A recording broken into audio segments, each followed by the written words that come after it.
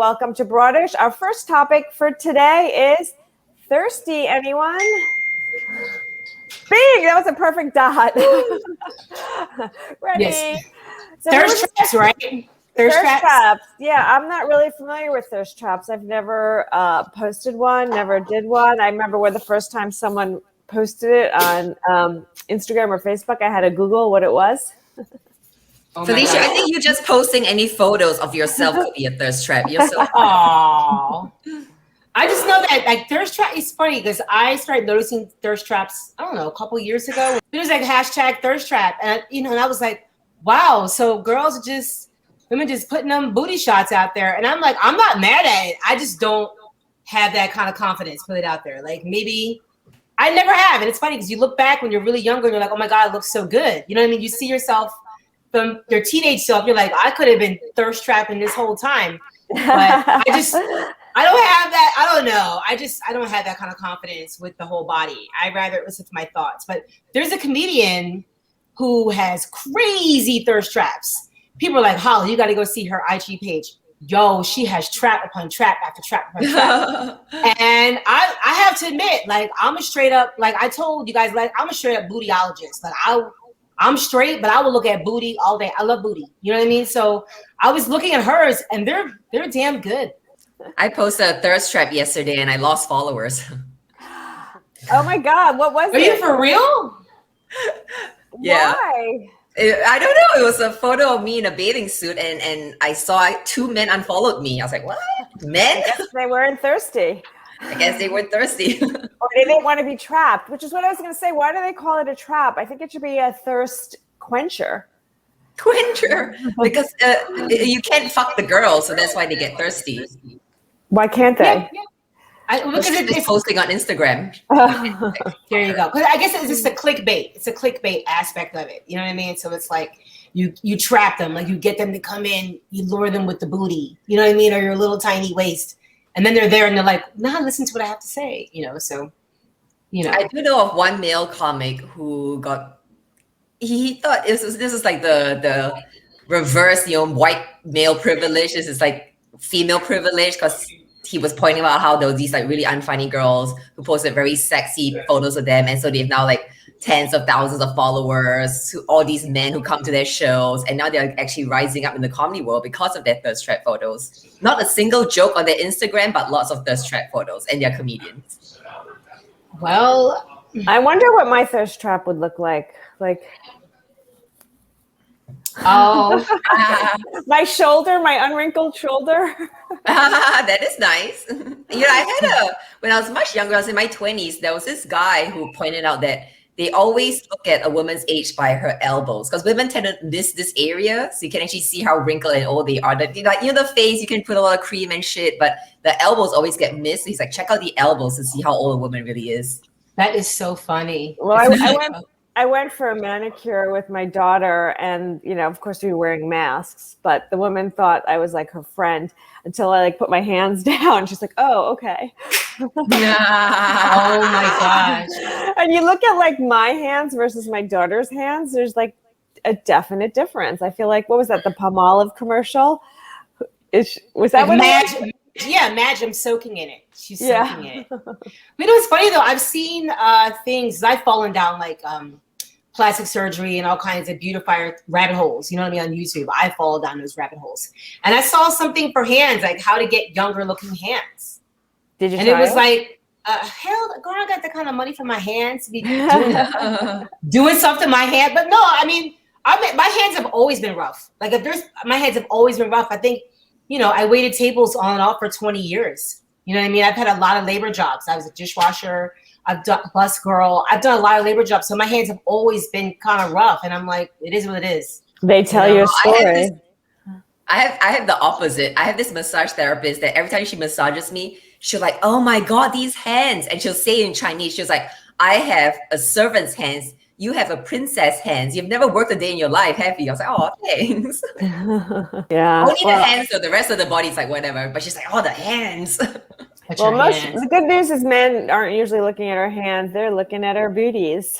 That's right. So Felicia, you lucked out. Yeah, well, it's funny because we were talking about booty envy on our last session. I feel like this is like a psychological therapy for us.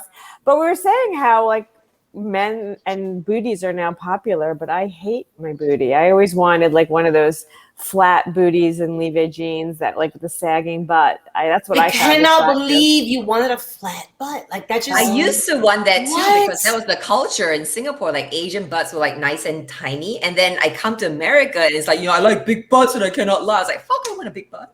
Like they cannot lie. It's just so funny because like even like with like how girls will have even bigger thighs now, you know, like it's celebrated. I remember growing up and seeing my dad and my uncle. Like I remember one time I had a picture of Beyonce in like 2002 or something, because you know she was going up and down in her weight, and my uncle was like, "Look at her with the big legs. Look at that big leg." Like he just loved a big thigh. Like he was into it, and I was like, "Wow, that's such a difference." You know, difference in culture. I remember when my daughter was trying to lose weight, and I said, "Oh yeah, your butt looks smaller," and she's like, "Oh my God, no." I wish we could select where to lose weight from, you know, like. Yeah, I wish I could take it from my butt and push it up into my boobs. That would be good. Yeah, exactly. But can't you take fat like, from your butt and like put it in your face or something? Can't you do that? There is that now, yeah. Like fat transfer. I wouldn't want to do that. Jocelyn, you haven't tried that yet? No, I haven't tried that yet. No, that's the one thing I haven't tried yet. Periel, Jocelyn tries everything when it comes to try everything when it comes to beautifying herself. Have you ever, Periel, have you ever done a thirst trap or posted anything like that? No, because it started after I was past my prime. You know, you're still in your prime. Definitely not. If it had been in like my 20s, like I would be the prime candidate for posting that stuff, but it just didn't exist then. And now, no, you know, maybe there are like some niches in pornography that want to see mom thirst trap or something. Mom thirst trap. I don't think, I think I'm like out of that loop. I don't know. I think there might be a porn category for that. There is. Definitely. There is. I told you guys that. Remember I told you guys that. Yeah. That's right. Yeah. There's like all these totally crazy categories. You know, there's like pregnant mom porn. There's old lady amputees. Old lady amputee porn. No, old ladies and amputees. I mean, maybe you get a twofer. You know what I mean? If it's an old lady amputee. Sure. But I'm like, you know, I found it out the weird way. Periel was last week. I used to be a co-check at a gentleman's club in Midtown, and I was pregnant with my daughter just 14 years ago. And this guy gave me his card one night, and he's like, you know, you look like you're an actress. I'm like, yeah, but I'm pregnant. Like, so I'm on hiatus. You know what I mean? So I went home, I looked him up, and it was pregnancy porn. And I was like, I didn't even know that was a thing. But in the whole website, it had all these categories, and I was like, what? Today's America. What is happening? I love that you just called it a gentleman's club. Because it was expensive. No, broke dudes would come in and leave after a half an hour. They were like, I can't. Like the ATM to get $20 cost $20. I also used to work in a gentleman's club when I was in my early 20s. I was a cocktail waitress. Oh wow! So what kind? Did you wear the whole outfit? You had like a little certain kind of outfit? No, I was in school, and I, you know, all my friends were like making like $8 an hour working at like a smoothie bar, and I was like, fuck that. I was bringing home like stacks of like cash every night. Yeah, that's what happened to me. I waited tables on and off for years, and then I was a co-check at a gentleman's club, and I was like, you check a coat, someone gives you $5. You wait on somebody for an hour to give you $5. You do the math, you know what I mean? I'm going back to this porn category. I want us all to pick what our category would be. So mine's going to be a big booty MILF. Big booty MILF? Girl, you ain't no big booty. Stop it. So why don't we all go around and see what our categories would be? Mine would be tiny booty elf. Asian I like to fuck. We're like two ends of the spectrum. I guess mine would just be annoyed mom porn, just annoyed ass mom pornography. Yeah. A guy with fantasies of being yelled at by his mom. So basically there'd be no sex in your pornography. No, I'd just be telling you what to do. The annoyed ass mom is like, no sex. Yeah. Yeah, I just or be there annoyed. could be a bunch of hate fucking at the end where she's spanking the guy's ass. Wow. Or maybe like overprotective Jewish mom category. Aw. Yeah, we're bossing the men around. Is that what we're doing? No, you And then can't cooking do for that. them. That's dangerous. Be careful. Be careful with that dick. Hey, did you clean that? Go back and clean it. Come back in. I want to see you clean it. Clean it twice. I think that's why the men got circumcised. It was like an overprotective Jewish mom. I think that's going to get dirty. Let's take care of that. That's funny. Yeah. Okay. Well, let's move on. I think we've exhausted booty envy, thirst traps. Mean Too. I was reading about this in the New York Times yesterday, and it is a phenomenon. No more Me Too. Now people are being fired because they're mean. You know, like Rudin, the producer. And there was an article about, can't remember where they worked, but they were actually mean and they actually got fired because they were too mean. Well, I thought it's because you're abusive. Well, the You know what I question is, mean? where is that line? Yelling and abusive, right? screaming and berating somebody, you know, like calling somebody name. Like Scott Rudin, I mean, mean. He was just, I read that article. He was straight up crazy abusive. Right. I mean, I feel like the line between mean is abusive is the line like between porn too. Like you can't describe it, but you know it when you see it. Nice. Yeah. Supreme Court definition. In my old law firm, we had this one partner who was a huge rainmaker. He got a lot of deals in. He brought in millions of dollars for the firm, but he was verbally abusive, yelling and screaming and making people cry. And finally, they had to let him go because I think there's also emphasis on a company's culture. And even in my old improv theater, we let go of this one guy, even though he was like so valuable a member, just because he was just cantankerous. And we felt like he just wasn't in keeping with the culture of our company. Yeah. I mean, nobody wants to be around that shit. But Yeah. I mean, look, what's his name? What's the rapist director? Weinstein? Yeah, thank you. Because there's only one. But go ahead. Which one? You know that guy who does it all. I mean, or, you know, Bill Cosby. I mean, the list goes on, I suppose. But, you know, those people used to be so insulated and protected because of, you know, how brilliant they were or powerful they were. So, you know, I don't really know what it to be mean. Like, I think you do have to have a certain level of authority to run a company or be successful and not fuck around. But I don't know. Look what's going on with Ellen. Like, I mean, I know nothing about that, but at a She got canceled, right? Well, But they ended it. They were like, look, we're going to do one last season and then say goodbye. I mean, so that's where the fine line is between mean and just not nice, right? There's abusive and then it's just not being nice. Yeah. So at what point do we have to just be all fake and nice the whole time? I mean, we're human beings. You can express frustration at the workplace, but at what point does it get to being a mean too? Well, I just remember when I was 15 years old, I was a waitress at this restaurant. It was on a beachfront in South Jersey. And it was crazy because it was a friend of one of my parents. And they didn't see the side of them that I saw. This woman was unhinged. Like she was crazy. Like if something would go wrong, she'd be like, what the fuck is wrong with you? Are you stupid? Like people would try to, you know, run off on a check. And I'm 15 years old. These are adults like, go chase them, you stupid bitch. Like she was crazy. And I remember I used to have like panic attacks. And I used to and I never forget when she fired me. It was one of the happiest days of my life. I'll never forget when she fired me. It was like all of a sudden it was like, oh wow, I could leave. Like it never even occurred that I could quit because I didn't want to disappoint my parents. Do you know what I mean? But she was crazy. And I just remember looking at her thinking to myself, she's going to get shot one day. Like someone's not going to take this well and they're going to come back with a gun and they're going to fucking blow her head off. And people are going to be like, why'd that happen? Because this bitch was evil.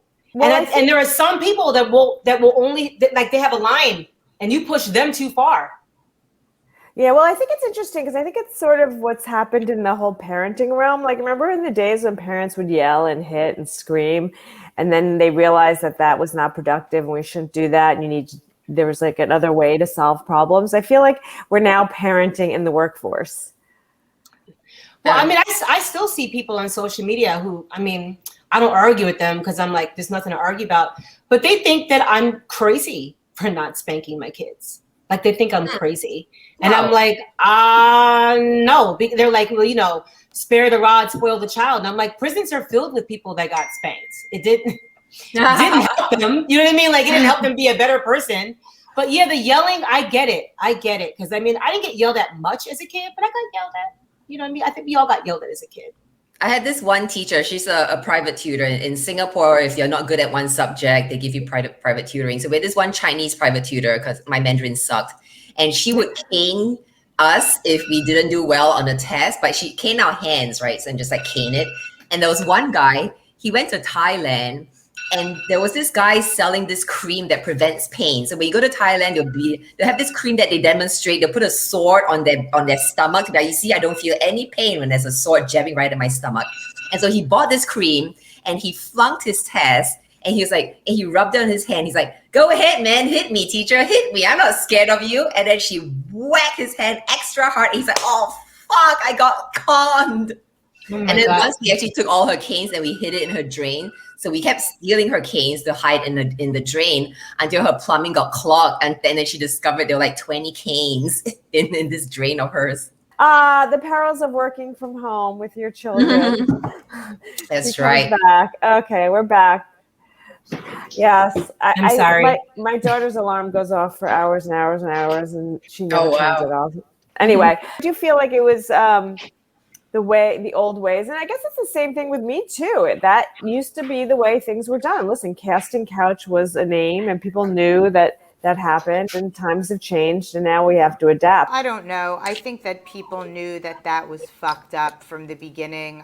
Having to go to a casting couch and, put yourself in that position. I think that the people that were doing it knew it was fucked up. They just didn't care. Yeah. And they were going to get away with whatever they could get away with. I think we've learned that hitting children is not a good way to raise them, You're absolutely right. It's not. And to me, I just find it so insane that teachers or people are allowed to hit your child. Like, Periel, you have kids? I do. You have kids. I know Felicia has kids. I have 2 kids. I will choke you like a fucking cat if you put your hands on my. Yeah. I will choke you out. Like no. Like I screamed on people just for being mean to my kid.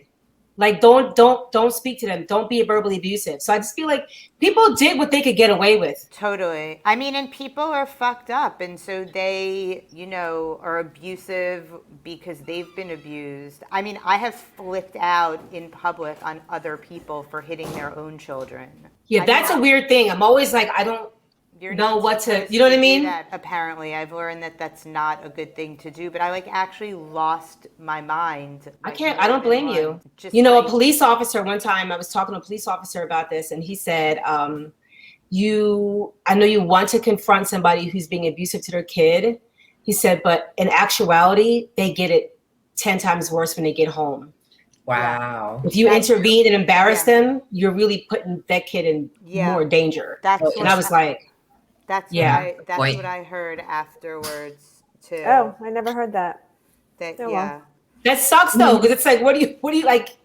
You're supposed to just stand there and watch. I mean, I know what you're saying, Periel. It's hard. It's very hard to watch. Yeah, I mean, it's horrible. I lived in Thailand for a year. I actually taught first grade there, and the teachers would cane the kids, and I mean, it was shocking to see that because I literally went around like Jocelyn and I took all of their canes and I threw them out. My parents did buy a cane once. I just broke it and threw it in the trash. Oh, that's funny.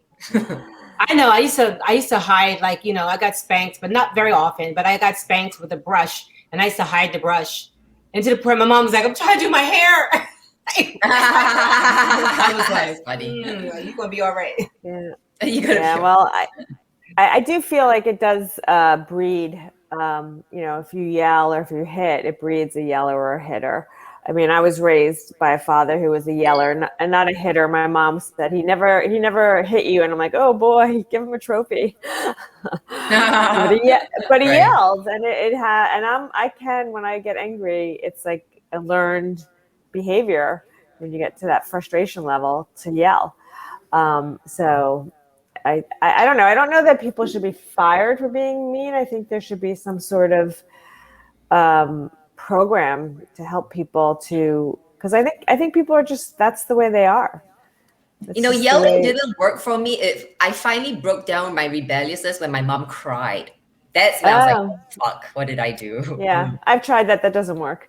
It doesn't work. Your kids are cold-hearted. I've tried it all. Okay, we're gonna move on to our next category, which I called feeling blue. Everyone. I won't say everyone. Actually, it wasn't everyone, but mainly Jewish people put up blue screens on Instagram along the lines of what they did with Black Lives Matter with the black screen, and it didn't take. Of course. And I actually posted a lot of comments about why, it hadn't. And we could discuss that it's about, no one sticks up for the Jewish people and anti-Semitism. But it didn't take. And I actually got a lot of really negative comments. And most of the comments were related to Israel and what was going on in Israel, which was the complete point of this. That's completely 100% irrelevant. What's going on in Israel if you're Jewish here in the United States. It made a huge influx of anti-Semitism, and wanted to see what you guys felt about that whole feeling blue. Well, I didn't know the blue campaign existed. Like I just told you before, I never saw it. So when you brought it up, I was like, I never saw it. Like I didn't see it anywhere. So, I mean, I get it. You want to support your people. You have the blue thing up. I get it. I just never saw it. Like I never. Yeah, but that's part of the problem because no one, saw it and decided to repost it. So it didn't become viral. Like you saw the anti-Asian things that went around when an Asian person was attacked in New York, correct? Yeah. That was like a whole big thing. And obviously the Black Lives Matter and anything that happens with LGBTQ or trans. But my sister-in-law posted something. Square for that? Did the Asian people get a square? I don't think we got a square. We didn't get a square. Well, I think because it was such a series of incidents with Asian, anti-Asian hate, that it was just like it was brought so much to our forefront. It was kind of unavoidable. Yeah. Black Lives Matter. Square. A yellow square. I did not even say that. They could decide on a color. That's why they didn't do it. But there were a lot of anti-Asian, like stop anti-Asian hate posted. Yeah. I'm just saying because I think it brought it to the forefront because there were the big incidents that happened. And viral videos. We're viral videos big. With the Jews, though, I mean, there were big incidents that happened and people getting attacked. And I mean, I saw all of that. Like, I think the square, the black square, the blue square, whatever, it's like all of this shit is, sort of this like performative allyship that I think is less relevant than what are you actually doing. I mean, I appreciate the gesture, I suppose, but I mean, I saw all of this, Felicia, and am fairly vocal about what I think about these things politically, but I think that it's like, what are people doing? Like, I don't really care if you put up a square or not. Like, I want to know what you're doing in your life to actually make sure that you are, working in some way against these things, whether it's Black people or Asian people or Jewish people, specifically to what's going on right now with the Jews. I think that, it almost became like you're not allowed to support Israel or think that Israel has a right to exist, and also think that the Palestinian people should be able to live freely and in peace, and support their rights, when nobody is also simultaneously talking about that they're living under like a fucking terrorist dictatorship of Hamas, and the Israeli government is also fucked up and corrupt, as is the American one. But so, so I think these things are complicated, and then they just get conflated with people, saying that like idiotic things that are just like fully not based in any fact other than regurgitating things on social media, like that Israel's like committing like genocide, which is just like patently false and just like nonsense. Yeah. So, I think it's really important not to conflate those things, and I do think it's important to speak out and also to act and to show your support in real life, not just on social media. It's really easy to sit on social media and put up a black square or a yellow square or a blue square, whatever it is. Like, what else is going on to me? Yeah, but that's the point. It's so easy, and yet people couldn't do it. So if they're not willing to do something so easy as a blue square, then really what else are they going to do? And the problem I have is, there are a lot of Jewish people in New York alone that do not believe in the right for Israel to exist. There are a lot of people at colleges around the country that are Jewish that do not support Israel. So when I put up a blue square, for people to automatically assume that I'm on the side of Israel is ridiculous. To attack me, to say, I'm not talking about Israel. I'm not talking about whether it has the right to exist. I'm not talking about Palestine. I'm talking about people hating someone solely based on their race, religion, or ethnicity. And that's the problem. I mean, That's Jews, wrong. That's random wrong. Jews were attacked in LA and New York solely for being Jewish. But see, right there, what you're saying, I didn't see that on the news. I didn't hear about that either. That's what I'm saying. So like, I didn't see that. So I can understand the frustration of people not like, having solidarity, because I didn't even see it. Right. And I'm the first person to put something up. I'm the first person to lend support, because I can't stand discrimination against anybody. I think it's wrong. You know what I mean? I just think it's a waste of life. But I didn't even see that on the news. I didn't even see it. Why? Which is part of the problem, right? I mean, which is... But Jews own the media, so how come they didn't promote it more? Because they also hate themselves. Wow, that's like a whole other thread, child. That's a whole... That's a whole... I just be a fly on the wall listening. There's a whole faction of Jews that, like, if we're not going to stick up for ourselves, then, like, who else is going to stick up for us? Yeah, no one. And that's the problem. And that's why there's just so much anti-Semitism in the world. And it's not, I always said that I think Israel needs a better PR person.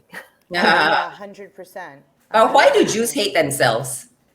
They're called self-hating Jews. I don't know where the start of that is from, but I think a lot of it might, if I had to guess, it's from not feeling like we belonged. Like when my husband moved to Florida, it said no dogs, no Jews allowed at the club that Get out of here. At this day? Yeah, well, no, not now, but it was a long time ago. But there were for a very long time, clubs did not allow Jews, which is why there are now a lot of Jewish clubs, because they started their own clubs, and also camps and stuff.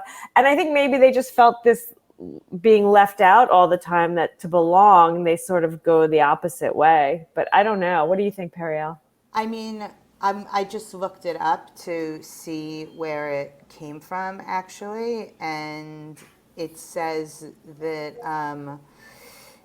it gained widespread currency after Lessing's 1930 book about self-hatred, which sought to explain a perceived inclination among Jewish intellectuals toward inciting anti-Semitism.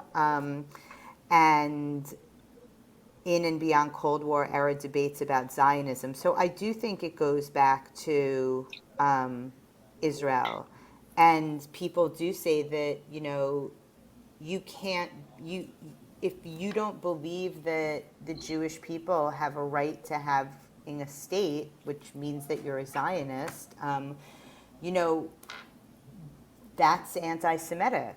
And with intersectional politics that have sort of, you know, become a thing in the past, I don't know, 10 years, when they weren't allowing, like, in the Dyke March for these Jewish lesbians to march with an Israeli flag, like, that's insane. But, like, that's what this is.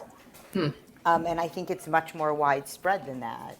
Just one Black woman's perspective. I can't speak for everybody, but just one Black woman's perspective. I've seen, you know, such self-hating Black people, you know, like Candace Owens, do you know what I mean? But who just really, there's money in anti-Blackness. There's money in it, you know what I mean? So, and I just look at it like these are people who were just kind of like, they think, you know, the white man's ice is colder.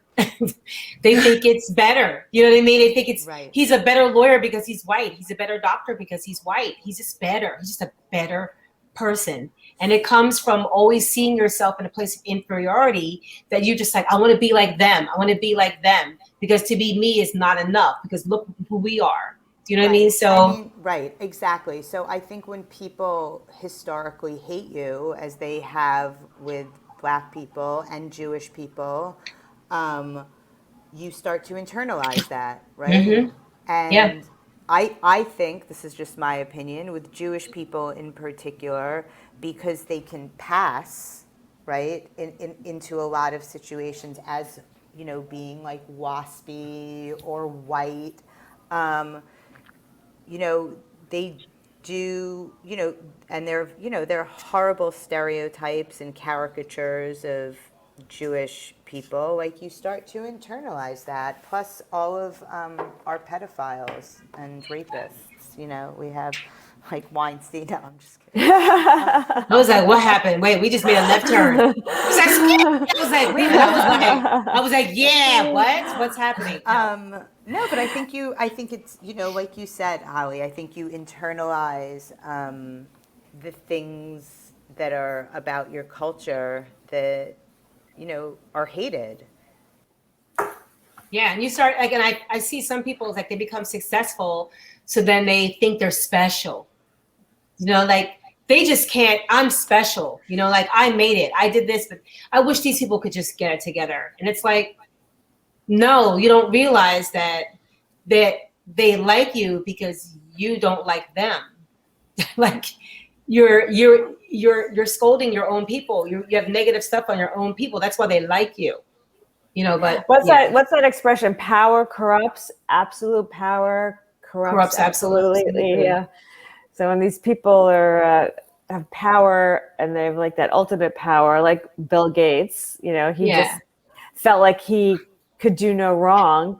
He's now, you know, absolutely screwed.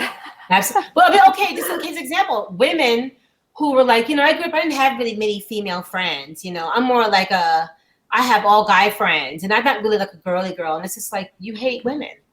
And maybe you don't have women friends because they don't trust you because you're a bitch. Like you don't have women friends because it's you. You know what I mean? Like, we're all able to be friends, but we're just all bad people, and you're the special one, right? You're awesome because you can hang with the guys. Why would I want to hang with the guys? You know what I mean? It's just, you know, I see a lot of women like that. You know, I don't really have female friends. Women can be so catty. Yeah, but bitch, you don't want to talk about women. It's you. Well, that's Hollie, thank you for turning it around a little bit to make this a little bit more of an upbeat BROADish, because it was getting a little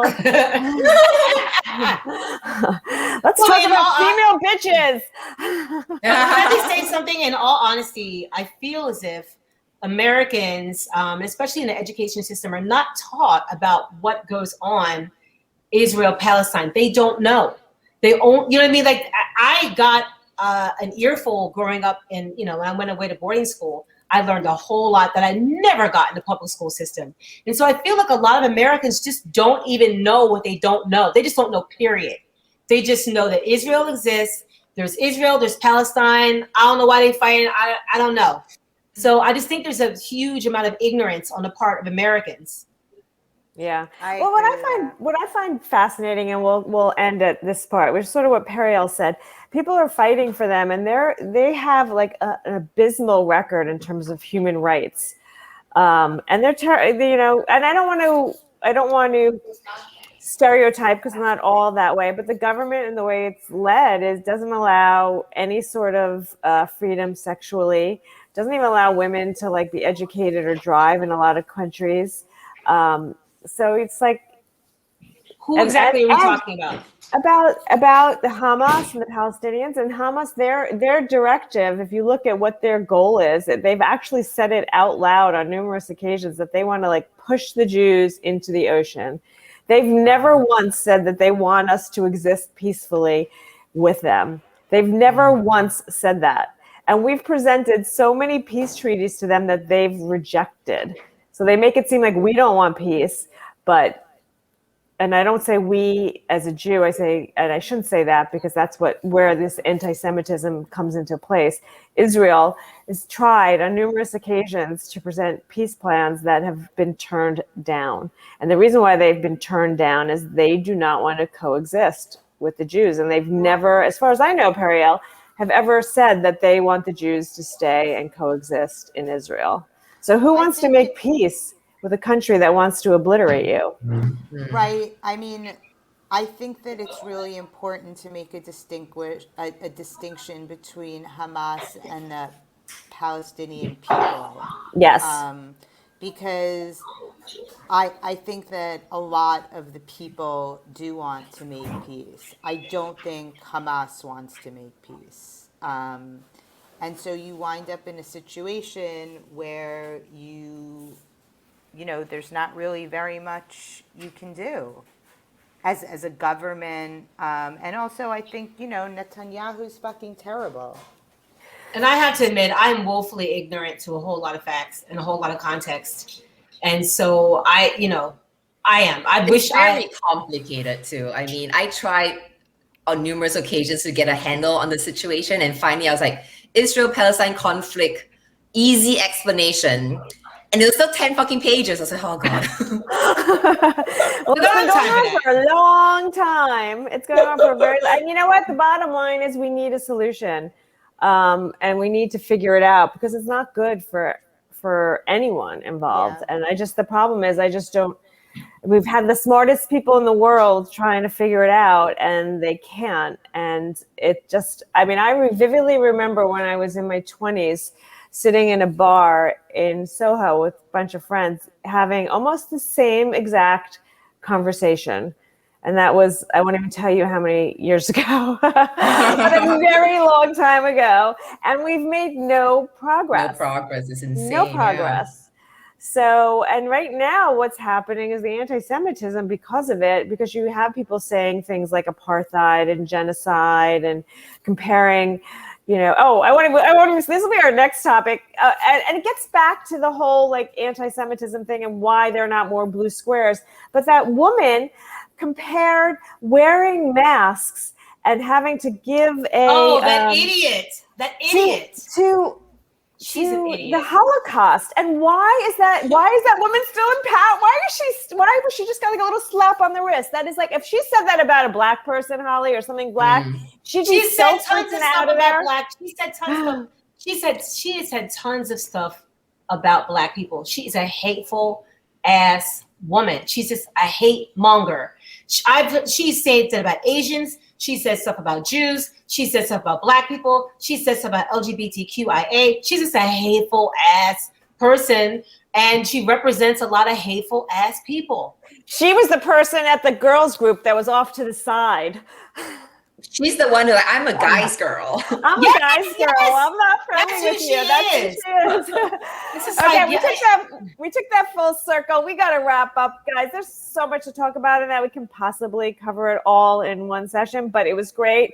Thank you for Let's joining us. dissect the Israeli-Palestine conflict in 10 minutes. Let's solve it right here on BROADish. Right now. Anyway, this is BROADish. I'm Felicia Madison. I'm Hollie Harper. I'm Jocelyn Chia. I'm And- Periel Aschenbrand. Thank you, Periel, for joining us for BROADish. Thank Thank you. you. Bye-bye. Bye.